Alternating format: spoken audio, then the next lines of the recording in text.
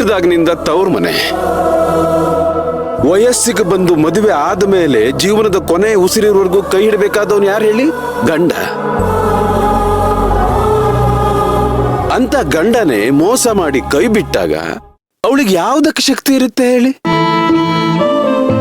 ನನ್ನ opponent client ಮದುವೆ ಆಗ್ಬೇಕಾದ್ರೆ ಕಾಯ ವಾಚ ಮನಸ್ಸ ಜೀವನ ಪೂರ್ತಿಯಾಗಿ ನಿನ್ನ ಜೊತೆಯಲ್ಲಿ ಇರ್ತೀನಿ, ನಿನ್ನ ಕಷ್ಟ ಸುಖಗಳಲ್ಲಿ ಅಂತ ಪ್ರಮಾಣ ಮಾಡಿದ್ರು. ಇವತ್ತು ಆ ಪ್ರಮಾಣ ಮುರಿದು ಹೋಗಿದೆ. ಯೋರ್ ಆನರ್, ನನ್ನ ಕ್ಲೈಂಟ್ ತುಂಬಾ ಎಮೋಷನಲ್. ಹಾಗಾಗಿ ಪ್ರಮಾಣ ಮಾಡೋದಕ್ಕೆ ಪಾಪ ಮನಸ್ಸು. ನಾನು ಇದಕ್ಕಿಂತ ಹೆಚ್ಚಿಗೆ ತಮಗೆ ಹೇಳುವಂತ ಅವಶ್ಯಕತೆ ಇಲ್ಲ.